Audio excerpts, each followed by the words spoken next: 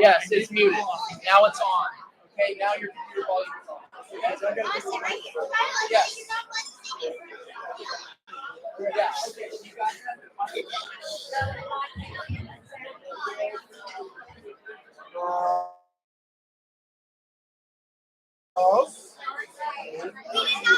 I know.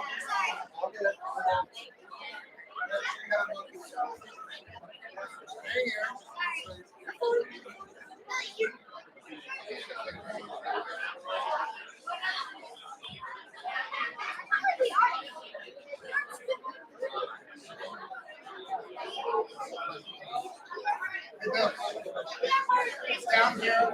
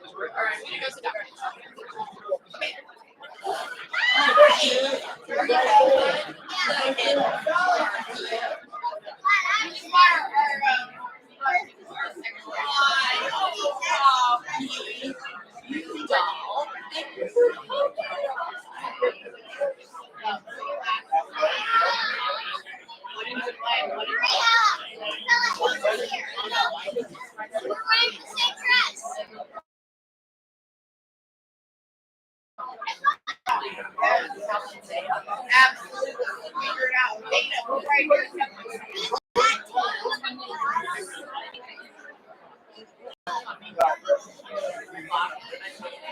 Are you? Yeah. Yes. Yes. Exactly.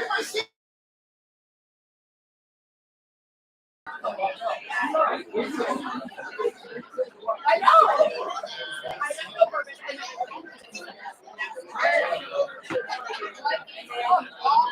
You want me to do this for you? No. We got it. I'm gonna make an announcement. Give me 30 seconds. I'll make an announcement. No, let me do the announcement.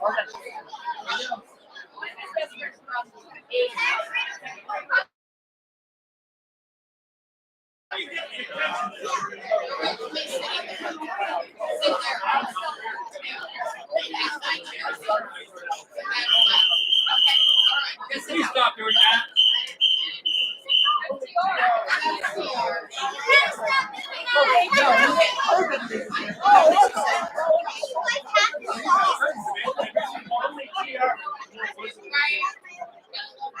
Okay. I will return.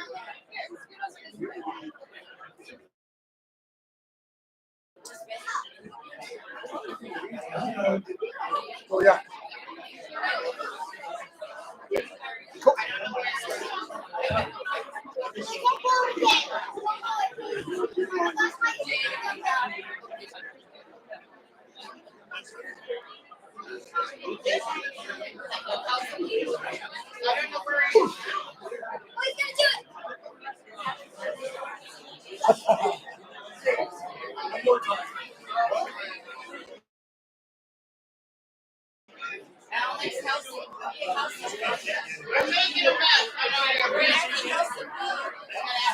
Who's good? Is it good? Yeah, hey, that's Going okay? it's like Susan.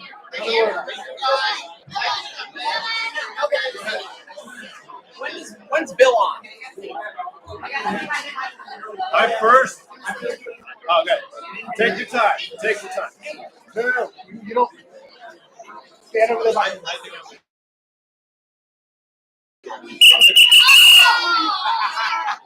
Hey, can I have your attention, please? Can I have your attention, please? OH! All right, that's the way we start our part Studebaker. Thank you all for being here. We got a few people are going to be doing some celebration of life things.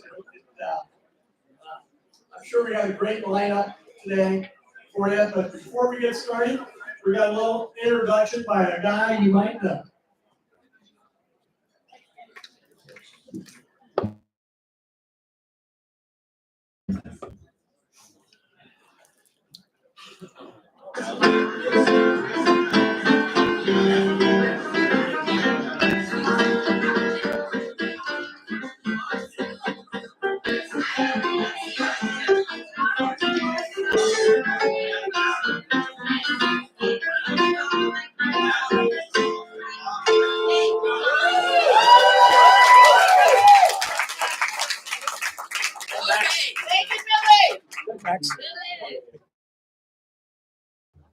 And now it's time for a long time friend of Parks, Mr. Bill Obaker.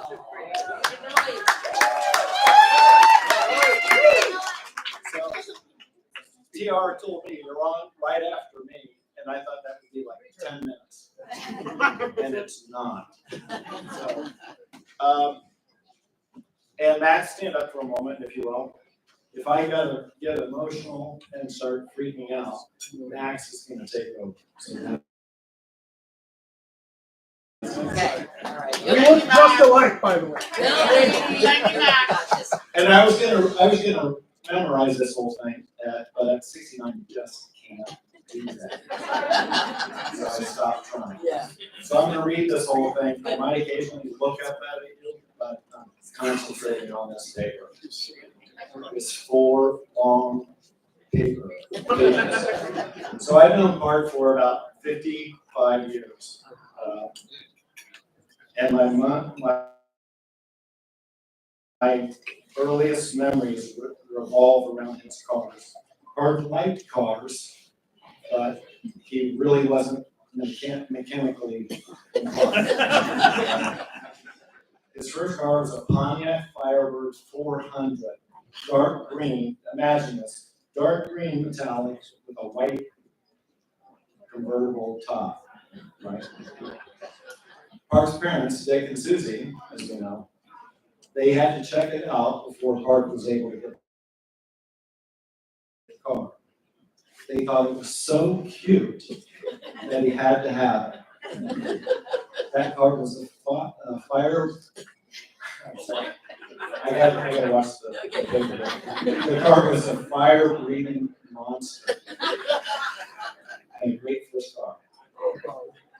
Park didn't waste any time. He decided to put a wolf whistle in the car. And so Rick Raff was asking how he installed it. Park said, well, I had to drill a hole in the manifold, which he didn't know what that was. And then he said, I screwed the wheel into the hole. And Rick Raff said, what happened to the metal shavings that you drilled in? And Park simply said, I don't know.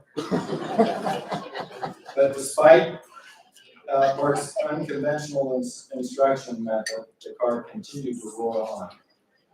Next car I had was an MGB,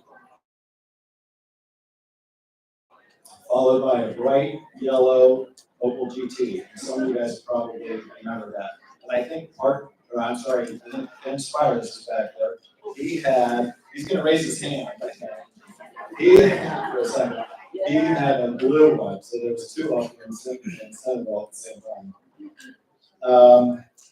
And he kept that, or he had that when he first got our senior year at Centerville, Ohio. Park and I were going to Ohio State, and so we went to orientation together. Park was driving an Opel GT, this yellow car, and we were kind of tearing through being Ohio State University. It was Park, I was in the other seat. And we got pulled over by one of Ohio State's finalists. And Park was able to get out, he turned his way out, agreeing with the officer that he would go to a autocross later on in the week and race against the policeman. You know what he did? He went home. That's what it is. So Park and I committed to the same fraternity in the summer of our freshman year. We both went straight into the fraternity house as freshmen, right? We were roommates for 2 years. Park and I, Park liked all the finer, Park always liked the finer things. He wanted to decorate our room. So we came up, which means Park came up with chair railing, painted green from the railing to the floor, which there's probably nobody else in college that had chair railing. The walls, you guys have to not listen to about the second. So, It's okay.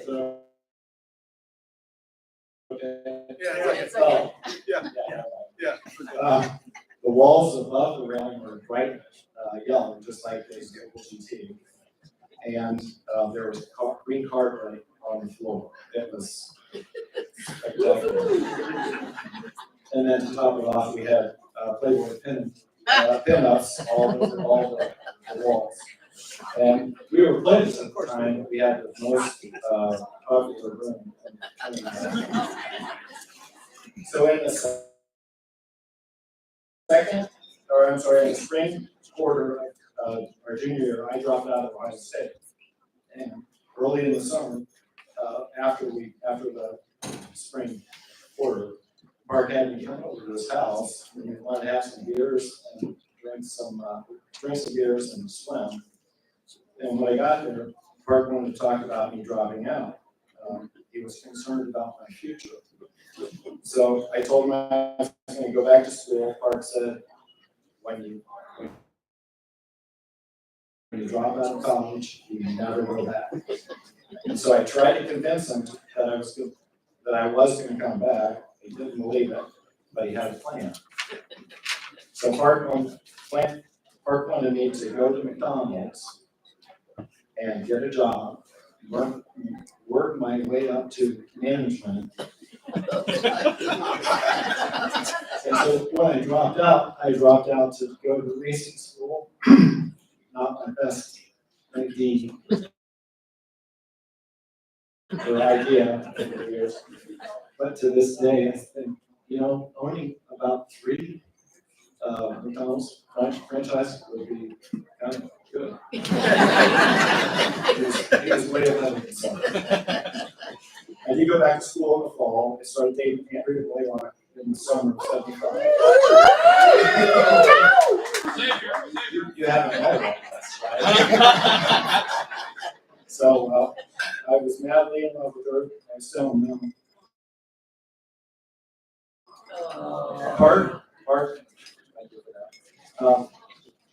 Park knew Andrea since elementary school. Andrea was a freshman at IU at that time.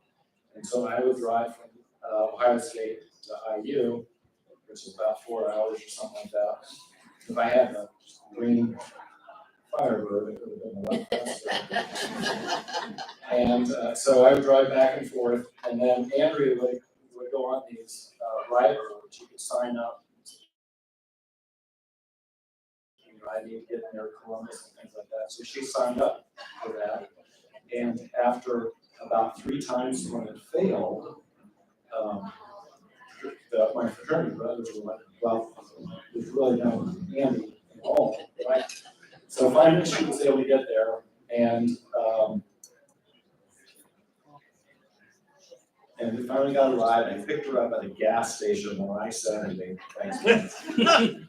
Max helped me out there. And as we're driving back to the school, we got to the district attorney house, and I could see a lot of guys were out on the front of the porch. So I drove around the house in the parking lot, parked at everybody in the front. Yeah. It's a hard one. Can you finish this part? Yeah. So Yeah. they ran through the house to the 3-story fire escape. Yeah. We pulled in there's Andrew right there. Yeah. We pull into we pull in the parking lot, and Park has them serenade Yeah. Andy.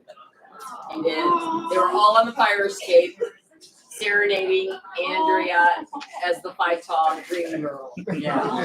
And they hadn't even met her. Sweetheart. Yeah. And and the whole thing after it was, it was postponed and postponed. Yeah. It became kind of a thing. And the brothers were wondering if Andrea Even existed. Yeah. Yeah.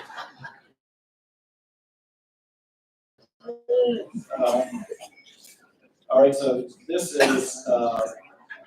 in the 70s, this next part here, which is nothing compared to now, but while I was away at school, part of creative fraternity within a fraternity. Yeah. Yeah. Yeah. Since I was back at school, Mark wanted me to join him. Everybody in that new fraternity had secret names, and there was a whole ritual about just like a regular fraternity ritual. And so Susan and I were trying to remember what Park's name was. She had to have a name. And we don't know, but it was like Star or Horizon, something like that. Yes. I have no idea what mine was. And our fraternity is Phi Kappa Tau, or we were called Phi Tau, right? So the fraternity within the fraternity that Park created is called High Tau.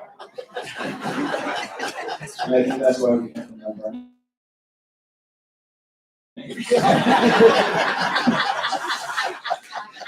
And so, in closing, Park was a friend to all of us. You got this, Bill. You got this. Yeah,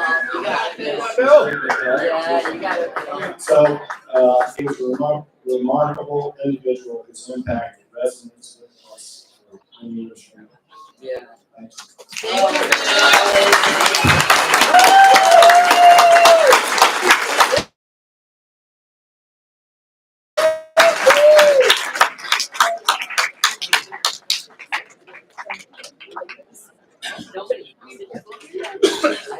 So for about a month or 2 months, I'm hearing about this guy named Park Studebaker. Yeah. Microphone close. Yeah. And my feet over at the base. So after 1 or 2 months, I was like, good. So everybody's going, hey, do you have a brother named Park? I mean, you guys look a lot alike. And back then, and by the way, I put this picture in because it shows you that Park and I, we did have hair. No shit, we did have hair.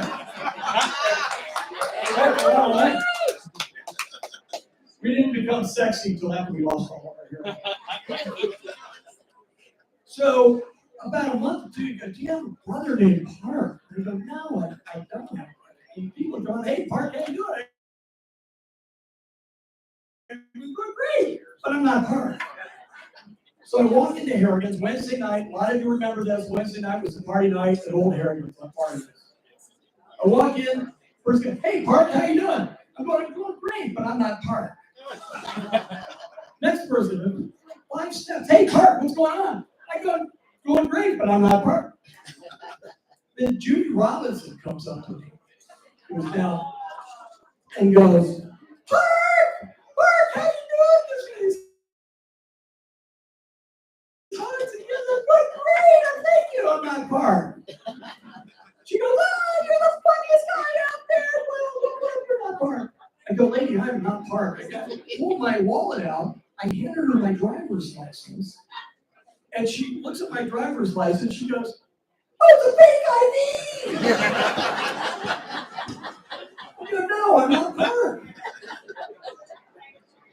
So I take a couple of steps further. And here's this really cute blonde girl named Brenda Buckeye. And she goes, hey, Park, how you doing? And it's one of those exciting moments in your life that you go, I'm just going to go with this.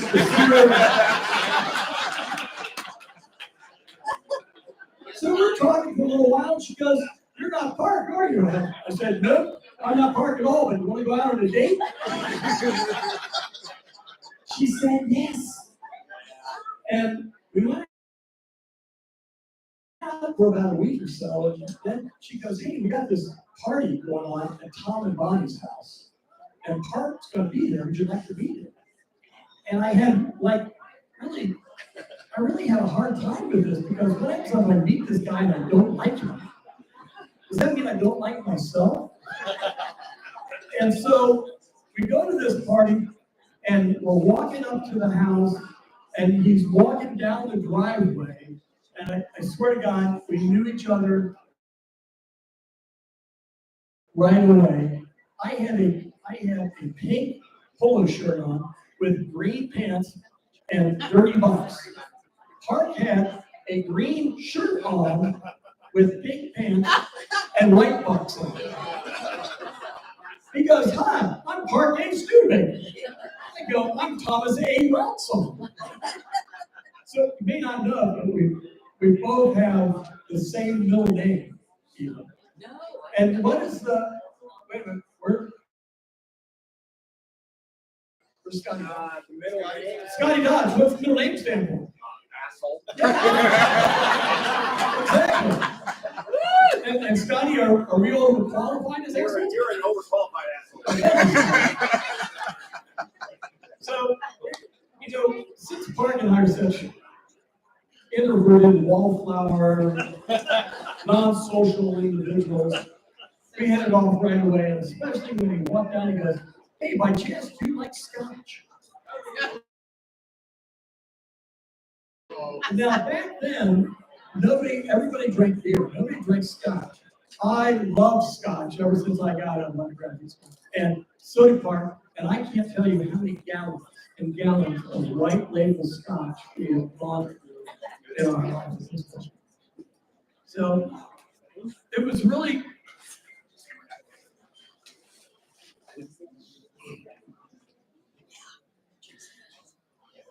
he was my connector. He connected me with new friends and old friends. New friends like Bill. Yeah. Byron. And Byron. Yeah. Cheers to Byron. Yeah. How can we forget Byron? Yeah. Hi, I'm Byron Terra. You'll never forget me.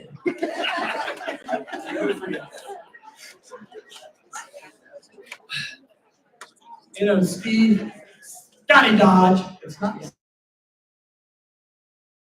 Scott. It's not Dodge. Scotty Dodge. Yeah.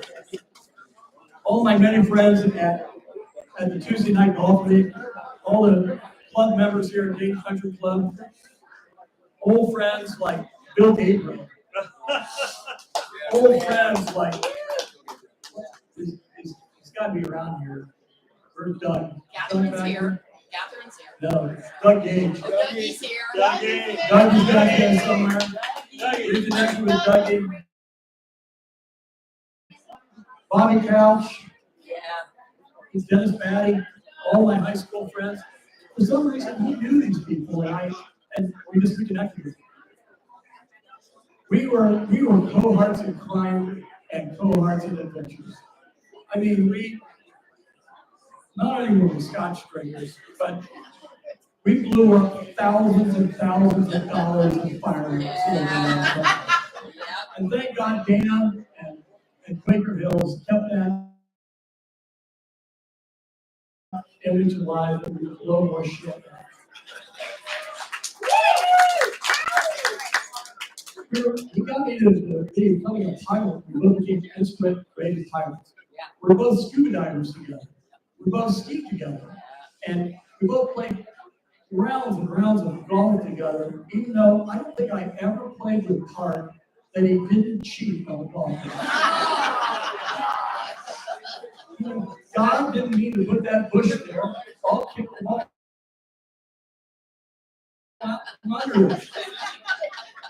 He wanted me to have a better lie in this class. So we'd be on our 8th or 9th hole, and he pulls out a mulligan on a putt. Crazy stuff like that. We went to go snow skiing together. And I have to tell you, I disagree with Dana. Dana, Park sucked at skiing. The only thing he liked to do is go straight down here. Yeah, Like the shoe. that's right. And he was always trying to race you. Always trying to race you. We went on dive trips all around the world. And there was one time we were down in Belize, and we were on an eye doctor convention for continuing education. And we're down here, and all these people, they're all friendly and everything to us the first day and everything of that sort. And this is when this shirt came up. So Park bought me this shirt in Belize. And he's telling everybody that he bought this shirt for me in Belize. Well, all of a sudden, people aren't talking to us anymore. We're kind of like strangers in this group. Later on, I found out that they thought we were gay and were having a coming out party in Belize, which is highly embarrassing. Until we went down and we were diving in Key West, and I got a group of buddies that dived with Key West. I brought Park along with us. And, Park was always good at sporting this banana hammock suit. And so he's up putting his dive suit was bright orange, bright green, and bright yellow. It is the ugliest scuba diving suit I've ever seen in my life. And one of my buddies sees Park with his banana hammock getting ready into his dive suit and goes, hey, your gay buddy's going to attract sharks from that suit. We're swimming this way. We need you to go that way.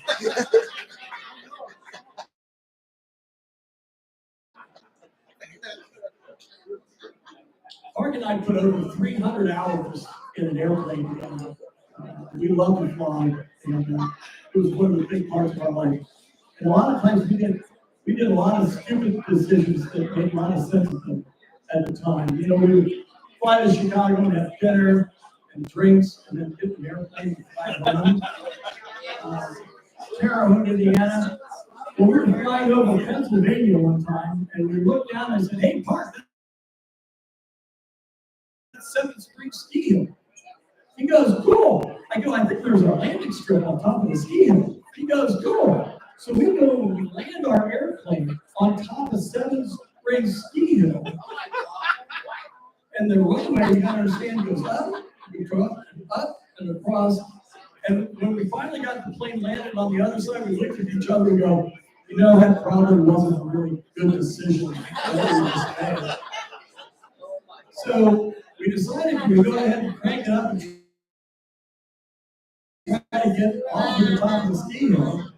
And the plane literally goes down a hill, down a hill, down a hill, and we had enough airspeed to go. We were like pushing this airplane up in the air and trying to get the fly.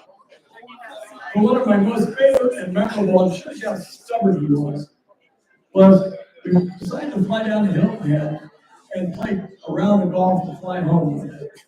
So we fly down the hill ahead, we play a round of golf, and while we're down playing golf, there's a squall line thunderstorm that comes across the Adirondack Mountains. Now, I don't know if you've ever flown a small airplane, but thunderstorms and small airplanes don't really jive together.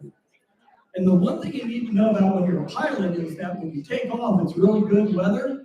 And if you run into crappy weather, you just do 180 degrees and land your airplane and wait for the weather to go through, right? That makes a lot of common sense. So we're over the Adirondack Mountains, and air traffic control comes on because we're getting bounced around like a ping pong ball. We're up 1,000 feet, down 1,000 feet. There's no way we're maintaining our altitude because they do that so that one airplane doesn't run into another airplane from east and west. It's really kind of a good idea. So air traffic control goes, you can't maintain altitude. And I get on the phone, I go, no shit, we're getting bounced around like a ping pong ball. Can you give us a wide berth to Dayton? They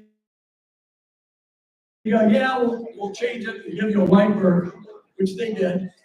And I turned to Park, knowing that we could turn around and land. I said, Park, you know, we could turn around, land, let the storm go through, and that would make a lot of sense.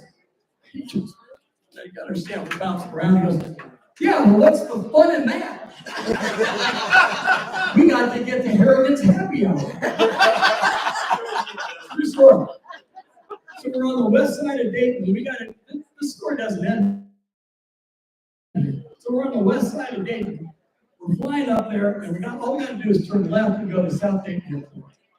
Normal, all you got to do is 90-degree turn and land. But air traffic control said, I need you to turn right instead of left, do a 2-minute turn, and head on your trajectory to the Dayton Airport. Park goes, bullshit, and turns left.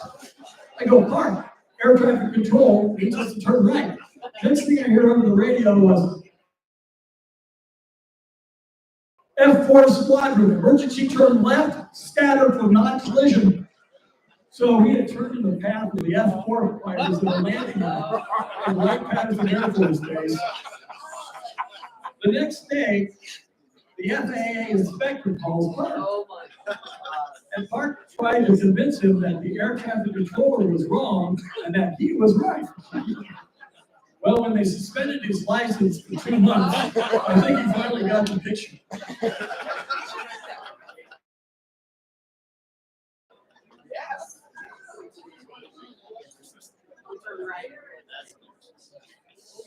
You know, Park is so much fun to be around. Look at all the people. I mean, is that not a testament?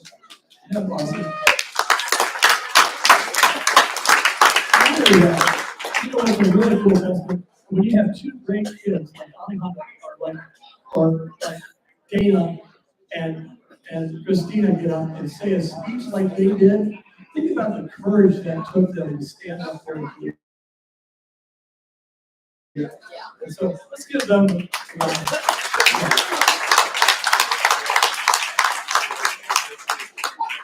So a lot of you hear about the canoe freaks. Raise your hand if you are a canoe freak. Raise your hand, canoe freaks. All right, canoe freaks. That's right. Andrew is the only female that's a canoe freak. So wait a minute, canoe freaks, raise your hand. Raise your hand, canoe freaks. Okay, now listen. Honestly, you need to say, you need to say I and state your name. I state your name. Silence. Do solemnly swear that anything that went on in the canoe trip stays on the canoe trip is not shared after penalty of severe obligation. That's too long. We don't remember it. So help me God, and be ye steadfast. Even though our head freak is gone, your obligation is still secure. So I've stood up here for a couple of women. One of them was our dear friend Byron Terrell. And Mark introduced me to Byron. And I don't know if he loved me or hated me, but he put me in a canoe with Byron Terrell for 3 days. And those of you who know Byron Terrell, he was the funniest guy on earth. And even funnier than that was getting together Art, Byron, Kevin Loudon, Rick Back, Bob Couch, and get us a little liquored up, and the shit would fly, and the stomach would burst from life for the next 2 days. True friends. I have, in the 70s, I sat down and wrote some of my life goals and some of my life mottos, and one of my life mottos is life is what you make it, and so you need to make it what it is. Alan Studebaker made my life the way it is. I have a great life because I have people like Art Studebaker in my life. And Amen. I want to thank you and the chance for taking care of my friend. You really came up and stood up. I thought we would die screwing an airplane into a mountain or hitting the head with a golf ball or running out of air at 200 feet. Didn't happen. That's the way it should have happened. We've been good guys. But it didn't. But we're going to remember how he was and how he influenced our lives. And thank God I have much to do.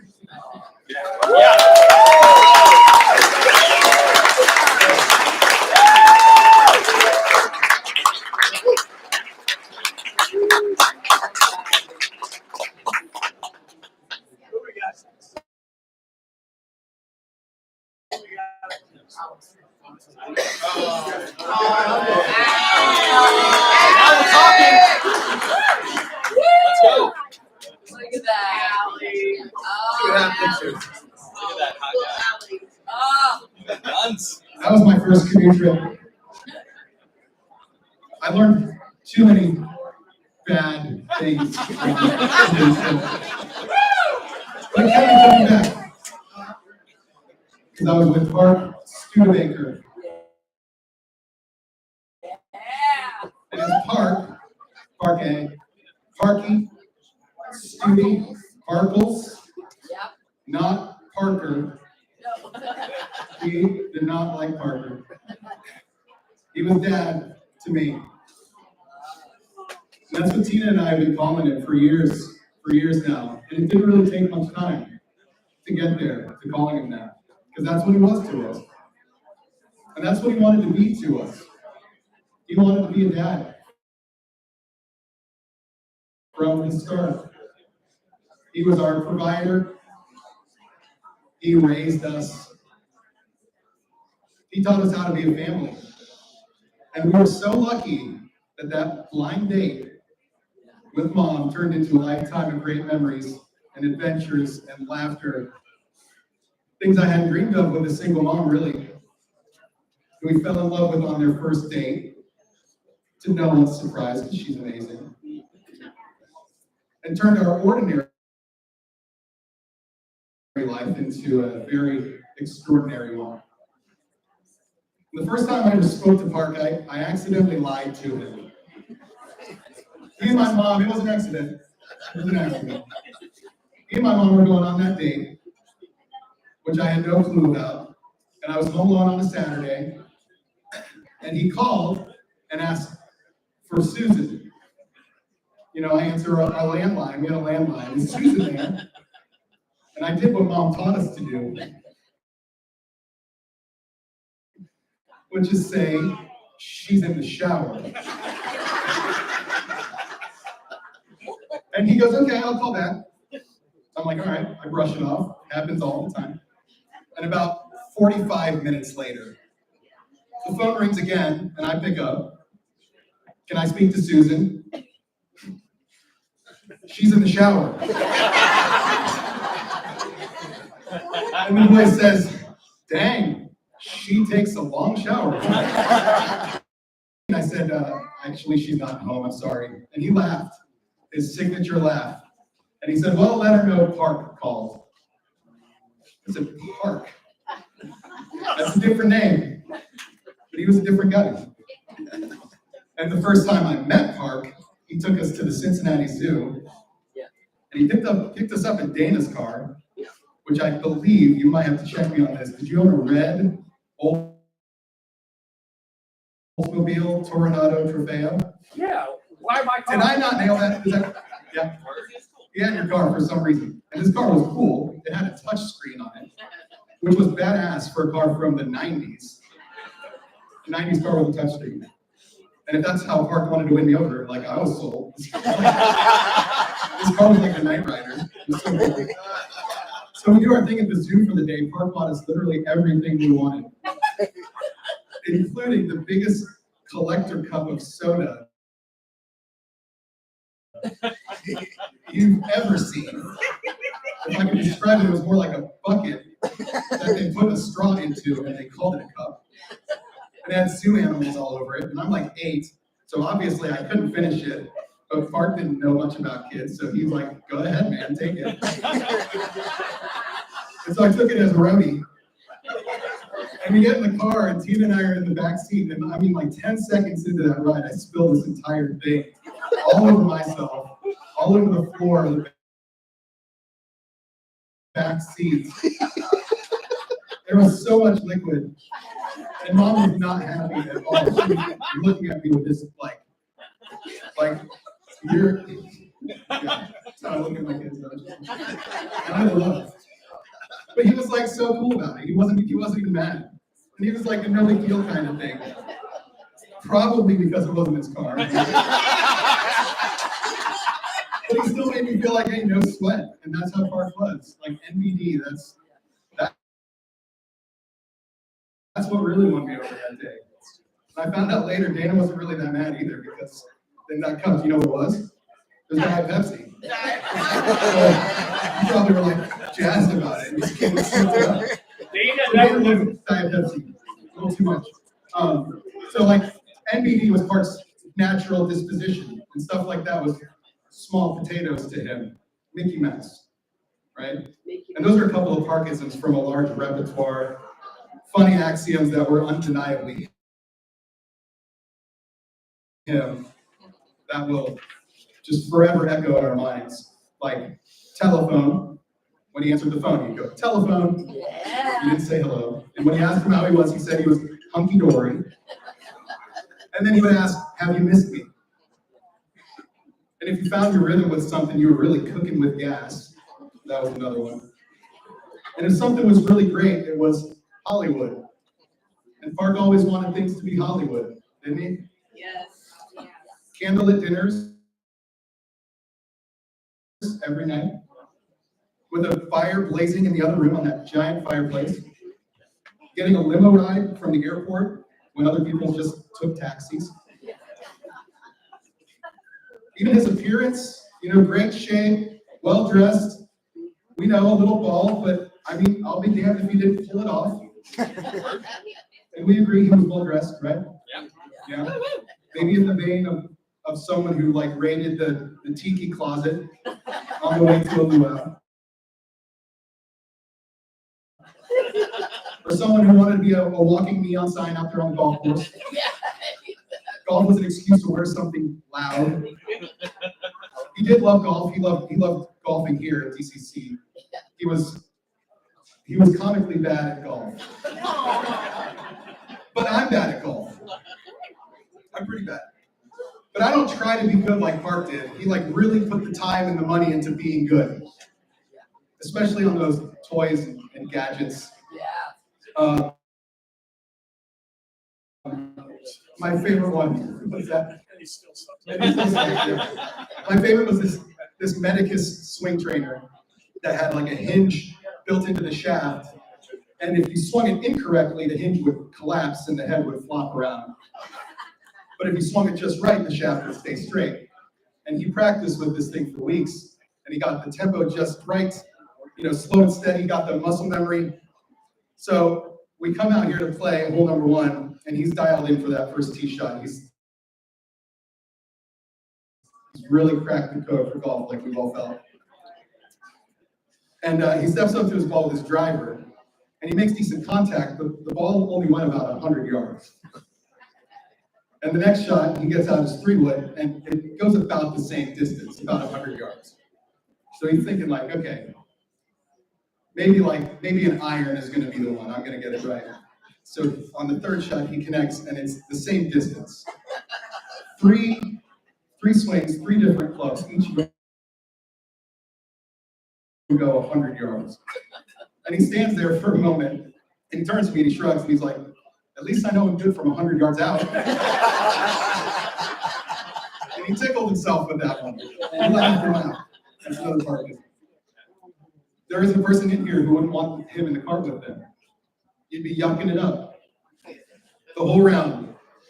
And as his tournament partner, his 37 handicap could have you laughing all the way up the field.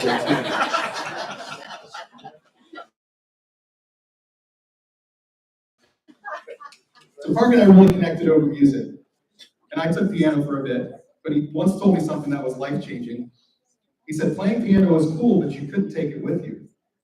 So he nudged me towards the guitar. And he said he was always a little envious of the guitar guys in college, because with a more portable instrument like the guitar, you can pick up chicks anywhere you want. So of course I took up guitar. And before long, we were jamming Billy Joel, Beatles. We loved singing together. He taught me so much about piano and music and guitar, and he was absolutely right about the picking up chicks part. You can ask my wife. I think it's the only reason she talked to me. So I have one more story to tell. Did you know anybody who loved blowing shit up more than Park? Yeah. But with Park, it didn't even have to look cool, it just had to be loud. The mere mention of pyrotechnics gave him a full-on Roman candle. And he would find any excuse to go get a bird bomb and then explain to the officer who pulled up, there's nothing to see here, please move along. We'd go get bird bombs at Bill Goodman's Gun and Knife Show. Call a buddy. Bring a friend. That's right. What child man that I also loved ear-splitting explosions as much as he did, which was not true. Together, he bought Tina a microscope, and he bought me a toy cannon that was about, I don't know, like this big, and it was a replica of a like 1776 Continental Army cast iron field artillery cannon. And it discharged like a flashbang. That was so loud. And I said, what does it do? And he goes, it's really loud. And I told him, I don't like loud noises. But you know what he said? No big deal. Because about 3 months later, he had all my friends over, and he played with it in the yard with all my friends, while I stood about 100 feet away with my fingers in my ears like a wuss. And he left, because his zest for life was unmatched. He lived each moment just that way, to the fullest, with a scotch, never too far into his future. I will miss his daring diving board tricks, wearing a Speedo. I will miss watching him tear up at the singing of Carmen, Ohio at Buckeye games. Our lazy days floating down rivers, sharing training beers, non-alcoholic, singing old TV show theme songs, reciting dirty limericks, and even dirtier jokes. And if you want to hear one, you can find me later, because I already said shit. Don't feel like saying anything worse than that. I'm sorry, Linda. He loved his entire family bad, with all his heart. And Park's love and generosity towards that single mom and her kids, who he took in as his own, and the beautiful daughter they had together, and his brother and his family, and his grandkids, and his in-laws, nieces and nephews, and all his friends. He shaped who we are. and we are all better off for having him in our lives. And everything he did rubbed off on us in some way. And it's, I mean, look at how many people are in this room. This is incredible to see how he touched all of you. So thank you. Thank you to his dedicated caregivers. Thank you to everyone who's offered thoughts and prayers and support during us going through this loss together. Your stories about him, your kindness, compassion, I mean, it really was a source of comfort amidst the pain for our family. So, we're going to do a toast. Yeah. All right. To Park, to Dad, your legacy of love and laughter and adventure and taking every opportunity to turn the ordinary into extraordinary will live on in the hearts of all who knew you. You left an indelible mark on this world, and we carry your spirit with us always. Rest in peace. Love you, Dad. Cheers.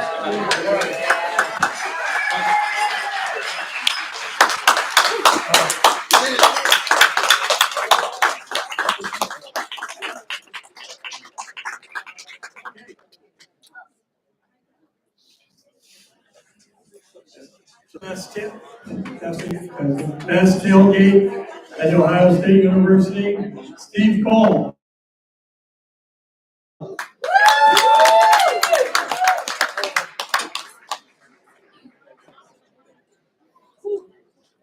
Steve. Susie Banker. Yeah. Steve, you love me, baby.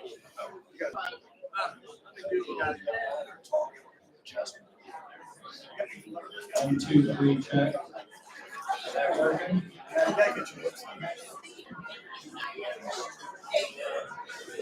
So first, I'd like to thank Sue for allowing me to speak about Park. I consider it an honor and a privilege.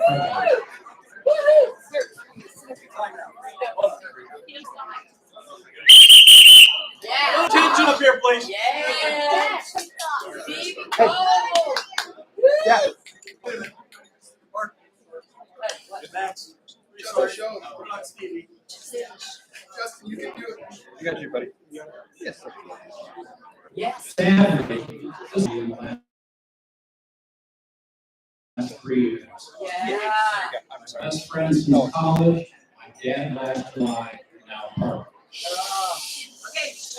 Listen up! Okay. Hey, Al! Being rude! I grew up about a half mile from Studebaker House on Wood Road, Phi Tau, and I was a beta. This fraternity house was right across the street.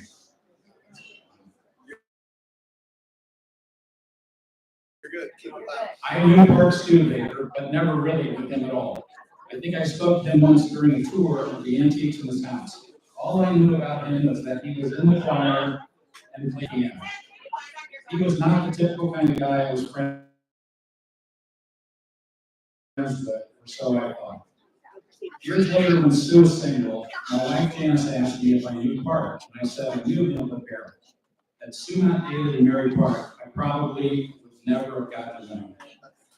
When Sue and Park were dating, Janice and I went out with them for dinner. Somehow we started talking about candles. They said they went out shopping and bought 40 candles.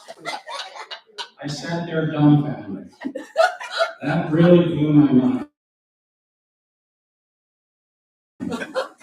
If Janice asked me to go shopping for candles, I would have immediately said, hell no. Oh, God, I remember this. I remember this. I still had the thought that we might not have much in common.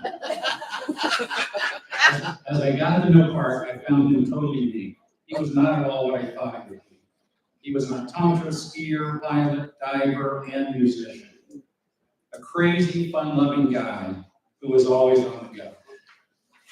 I admired Park for how seamlessly he became a parent. For a man to assume the responsibility of 2 kids has got to be tough. He did a great job. He was so proud of Christina, Alex, and Caroline. Park loved vacations. We vacationed with the Studebaker family many times. Ski trips to Vail and Aspen. Trips to Sanibel, Siesta Key, and Boca Grande. Trips to Nantucket, the Greenbrier, and a 60th birthday cruise. We always had a blast. One memorable day, we skiing with Park, Christine, and Alex, and my sons, Chris and Scott. We skied Aspen Highlands in a blizzard, and it was magical. Of course, we were skiing the Park. He just wanted to ski as fast as possible, never stop, and go all day long.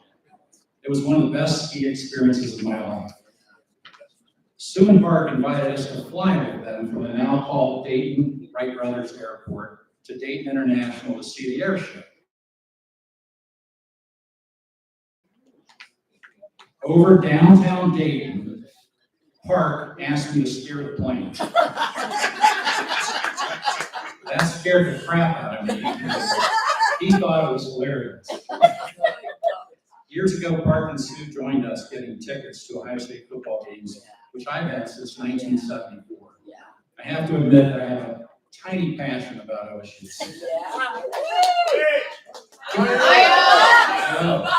He got a lot of attention when he wore his Woody Hayes outfit with the glasses.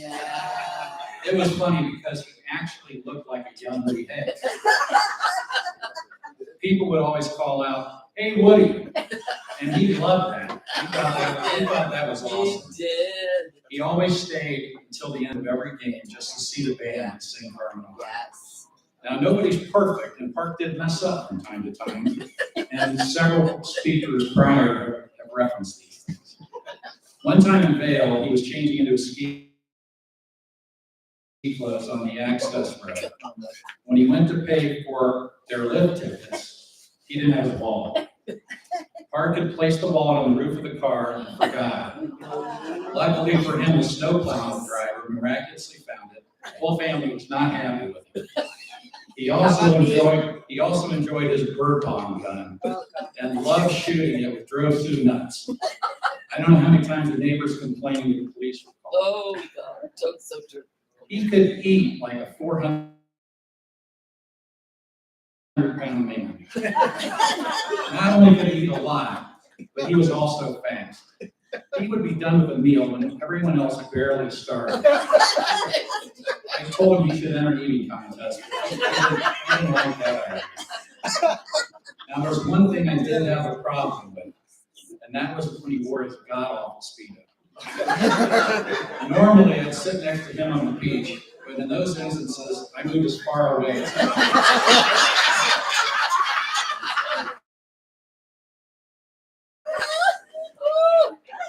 We went on his 60th birthday cruise, which was another great time. At dinner one night, he talked about everyone on the cruise.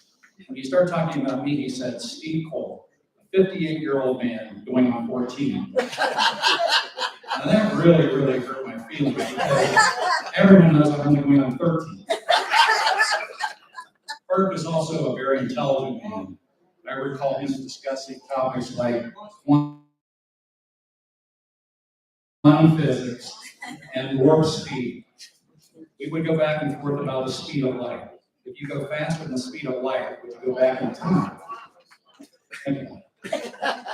Another thing he loved was Dayton Country Club. Park took up golf in his early 40s. Not many people do that. He worked and worked on his game and improved significantly. From the start to where he got it. Not like to Jack Nicklaus.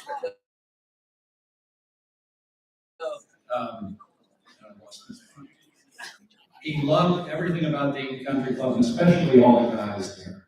As a matter of fact, he was directly responsible for starting the 4th of July fireworks. That still carries on. I think the name of the event should be the Park Studebaker 4th of July. Do it! Do it, people. If it wasn't for Park, we wouldn't have had fireworks. Yeah. Okay, now I'm gonna get a little serious. Speaking about golf, he played right up to the point where his body just would not allow him. We were partners for many years in the Thursday Men's League. As the disease took its course, he had more and more trouble playing. The club would not allow him to drive a cart, and he just was playing slower and slower. I had several guys come up to me and say what a great person I was for playing with him. I never looked at it that way because I knew how important it was to him. He wanted to be out there with his friends and feel normal. It gave him escape from dealing with his illness. If needed, I would have carried him on my back just so he could play. Park was a special man and a very good friend in so many ways. Even with a crippling disease, he kept on fighting. I can't recall him ever even complaining about it. Park loved life and lived it that way. He was an extraordinary man and even better human being.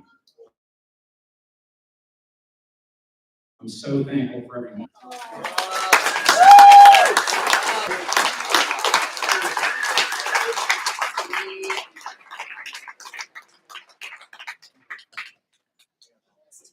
So we had to say Scotty Dow. The honor grade Scotty Dow. There it is, ladies. Take it all in. Take it all in. Thanks, Kathy. Thank you, Tommy. I appreciate that.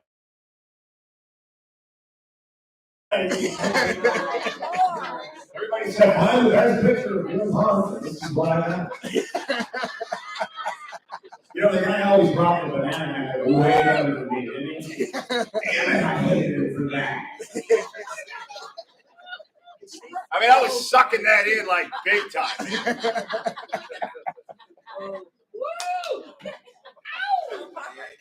Yay, Scotty. Hey, thank you all so much. What a great job everybody's done.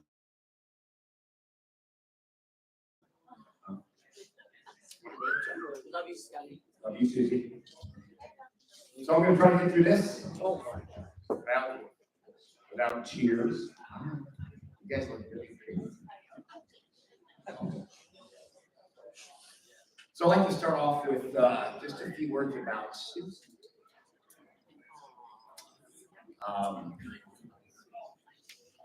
He loved you so much. Told him. His world. Over and over. You guys were best friends. And man, we love to be around you too. You know, you guys are talking about rock climbing and piloting and scuba diving and golfing. You know, Park and I did that. You know, we did together, we drank. And damn, we were pretty good at it, man.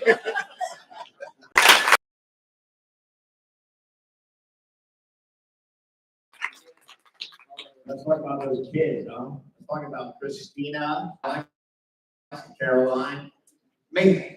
Every time I was with Parquet, and he was proud of them. And he was so proud of the people that you have turned out to be, the fine young men and women that you've turned out to be, and the families that you're raising, and grandchildren you love. All that was the most precious thing to him. You know, there was that time where I met Caroline. Where's Caroline? Is she around here? Caroline! Yeah, there was that time I met Caroline at the dinner table. Question. Why did they call you Scotty Dow? Why is your name one word? Just over and over and over again. I said, why do you ask him a job? I told Parker, I said, she's going to be something else. And man, you are. You know, we talked about Park A. Studebaker. And I called Parker. He was Parquet. That's what he was, but he is. He'll always be my Parquet. 69, way too young, for sure. You know, they say that God takes the good ones, right? Well, he took the great. You know, 20-something years ago, almost 25 years ago, I was playing in the Miami Valley Member Guest Tournament. I had my lovely wife to be father as my guest, and Doug Gage had this guy named Park A. Studebaker. He's like, hey man, you gotta meet this guy. Who's Park? Who's this guy? Yeah. He comes strolling in with a bow tie, green jacket and pink pants, leather suede shoes, and I'm like, I'm all in. And then when I heard him play the piano, I got a freaking mini job.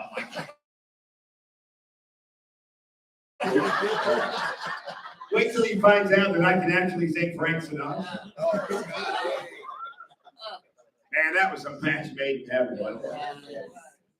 I want to sing a verse of a song that him and I have performed many, many times, and this verse reminds me of Park like nothing else, and here it is.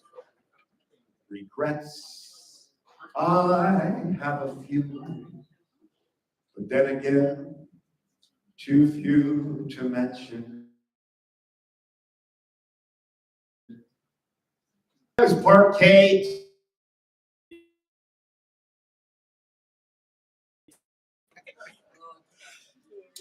So, you know, Park and I, you know, as much as we got along, and you know, he was kind of my like, wow, where'd this guy come from? You know, are you for real? True. I mean, how many times did he ask me that? True. Scotty Dodge, are you for real? You can go ahead and pinch me, buddy. I'm standing right here. There was one thing though that was different. He's a Buckeye and I'm a Wolverine. Go Reds! Yeah, you bitches! Yeah, you know what?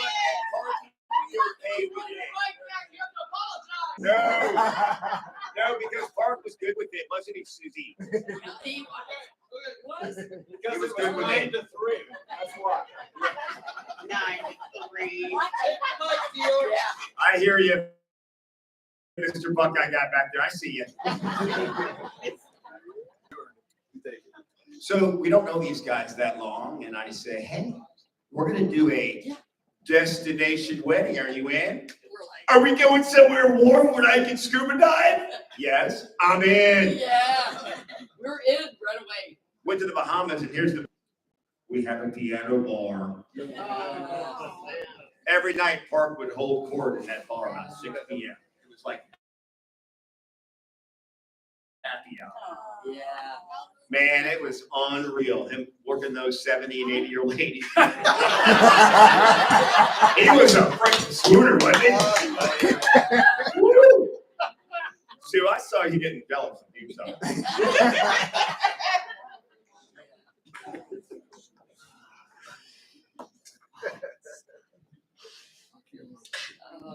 Then there was that time where my wife looks at me and she says, yeah, after our baby girl, Kenzie, my lovely daughter's here tonight. Yeah. She said, we're going somewhere special. We're going somewhere warm. And I'm like, where do you want to go? She goes, I want to go to Cabo. You know who the first person I called was? Parquet. Hey, buddy, what are you doing in the next couple months? Sounds like going on a trip with you, Scotty. Man, they never missed a trip. They were easy. These guys were easy. You know what I mean? Every single trip we're in. We're in.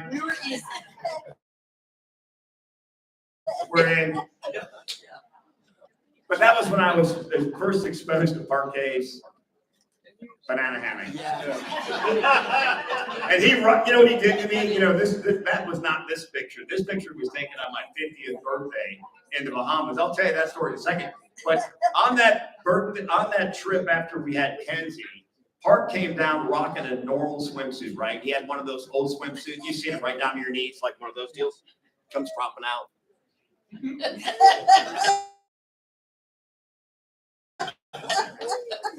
And he had the banana hammock on, and I'm like, damn, that's the coolest, smartest guy. I mean, how can you be that smart and not be like a nerd? I mean, that's really cool. There was a time where Art called me up and said, hey, Susie and I, we're like on the art ball committee, and we'd like you to get a table. I'm like, okay, I'm in. Do that. So we got all dressed up, and nobody dressed like Parquet, did he? Nobody. White jacket. White dinner jacket. White dinner jacket. Man, and he rocked that pretty much like he rocked the banana hammock, didn't he? How did the guy always have a tan? Well, Oh, totally. Always. so we went to the art ball and we're walking around. And we're all dressed up in our tuxedos and stuff. We come up to this courtyard and the piano player was on a short little break. Yeah. And we swooped in there like nobody's business. Bart sat down, I started singing Frank Sinatra. Next thing you know, we got a tip jar out. Yeah. Completely. True. Next thing you know, we've got 4 or 5 people around us. Then we got a big crowd around us. We get done. Everybody's coming up to us. Hey, you guys have like a website? Yeah. Where you guys are going to be at next?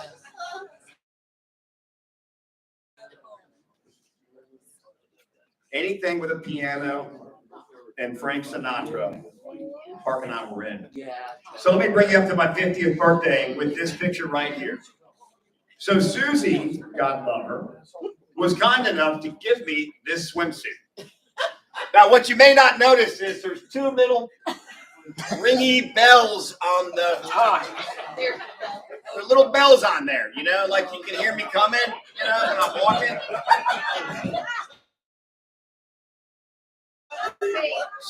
So, Park and I, we're like talking before, and he's like, all right, Scotty Dodge, you ready to come on down in your regular swimsuit. Make sure you have that bad boy underneath. I'm like, dude, I'll be ready.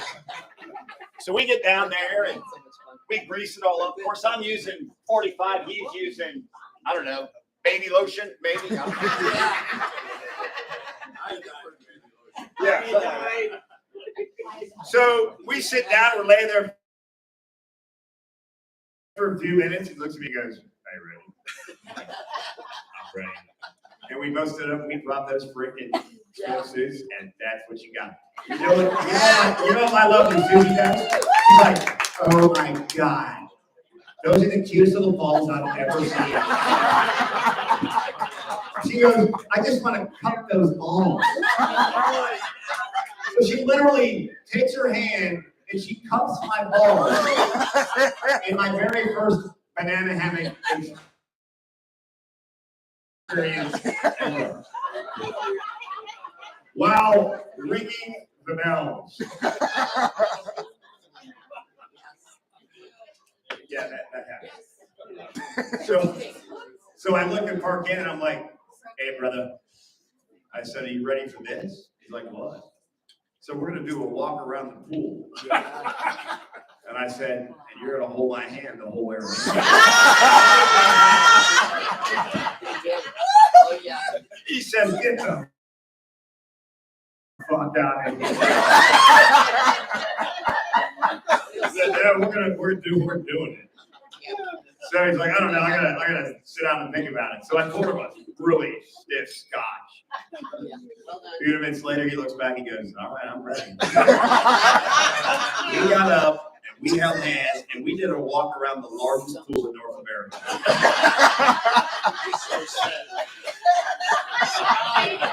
Yeah, everybody saw us. It was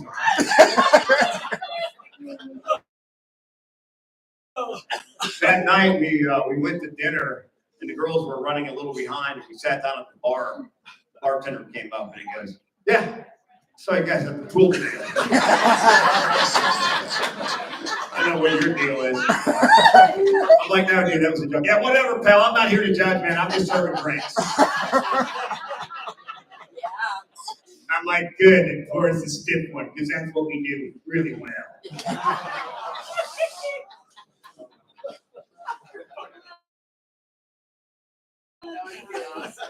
Yeah, then there was this time he said, hey, man, you want to go on this canoe trip? I'm like, tell me about it. We eat steaks, we drink wine, we blow shit up. I'm like, I'm in. So I got my 3 boys, and man, what a bonding experience that was.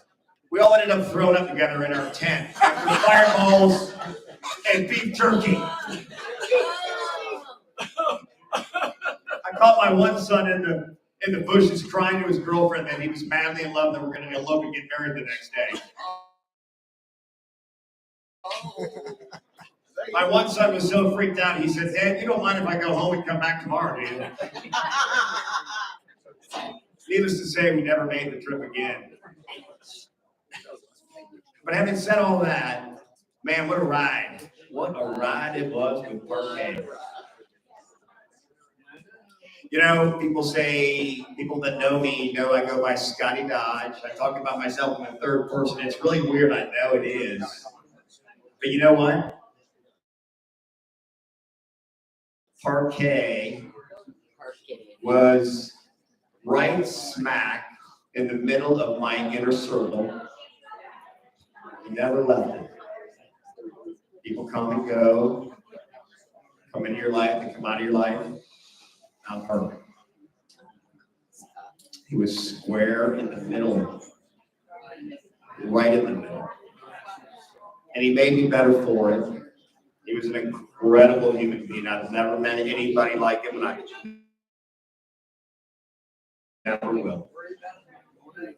You know, back when we had his birthday at your house, the dinner party, I went through and I defined friend, then I defined best friend, and then I defined badass. Mark Studebaker was badass. There's nothing better than Park Studebaker. So, as we celebrate Park's life today, let us carry forward his legacy of love, laughter, kindness.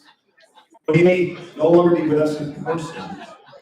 His spirit will continue to shine, bright in our memories and in the love we share with each other, because that is the gift that he left us.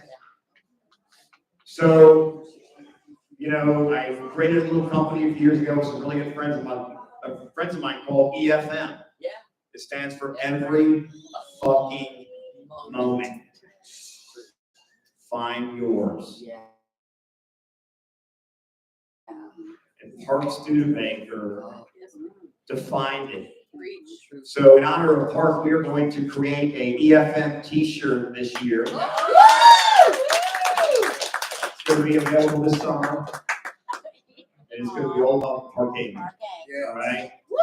So I wrote a little poem in closing. And this is for you, my man. In memory of Park Studebaker, so dear,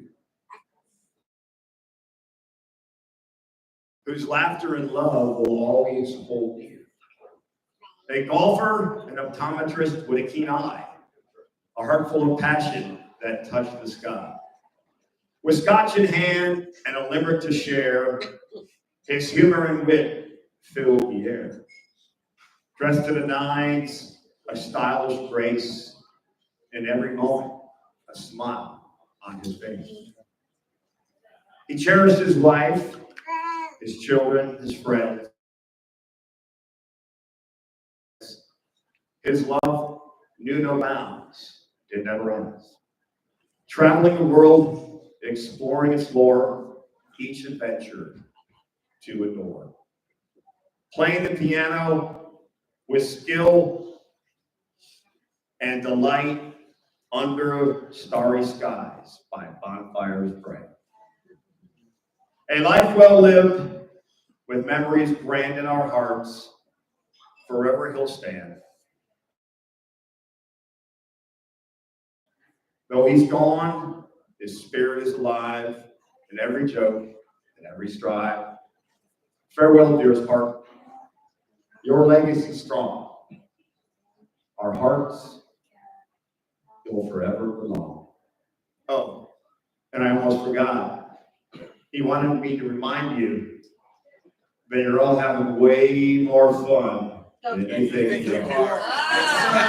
With love and great admiration, Scotty Dodge.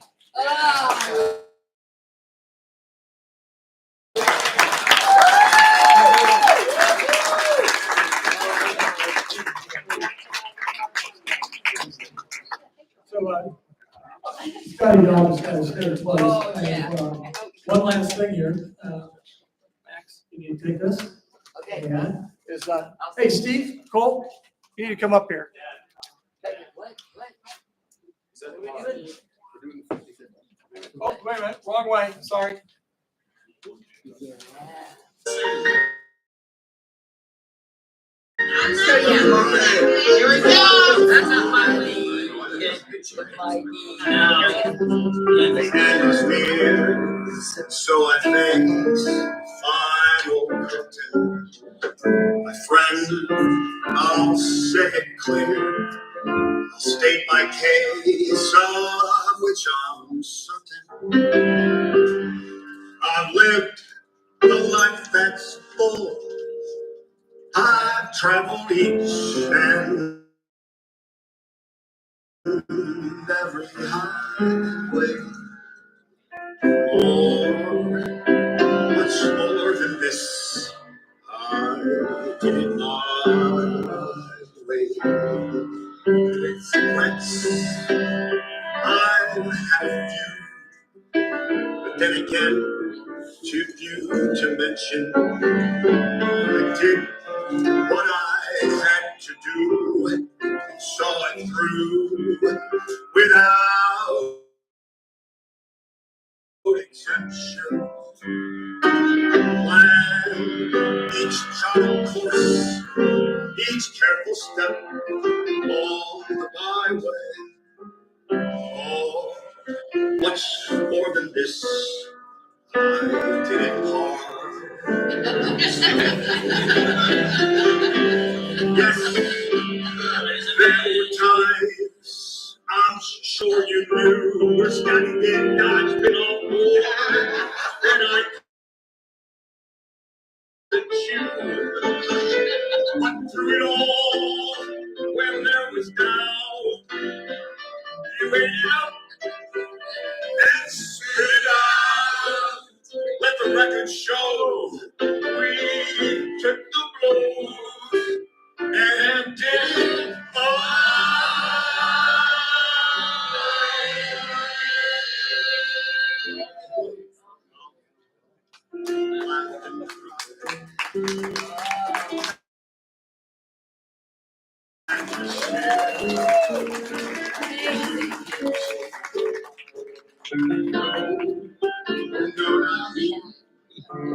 and not the words of one who knew. I did all that, and may I say, not in a shy way, but more. No, not me. For what is it? What has he done? And not himself, then he has not to say the things that he truly feels, and not the words of one who kneels. Let the record show I took the road and did it my way.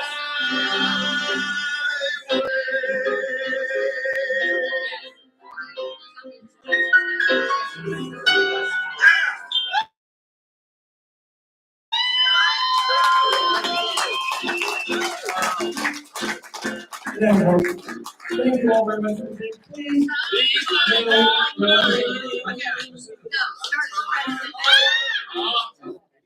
You know, I've been told that, you know, people are born once, but they die twice. The first death is a very tragic death that Mark is undertaking right now. But the second death, I think, is more tragic, more terrible than any other death. And that's when we quit telling Park Studebaker's stories. So let's keep his spirit alive, and let's have Park live our lives forever. Yeah. So some of you might know that I go to the Double Pub every once in a while. And we have this tradition of the Double Pub. In the Double Pub, if you buy the round, you're allowed to start the toast. The toast is always the same. The toast is living well is the best revenge. Yeah. I'm going to modify that a bit. Here. Park lived it well, and he had the greatest revenge. Sure did. God bless you all. Here he is.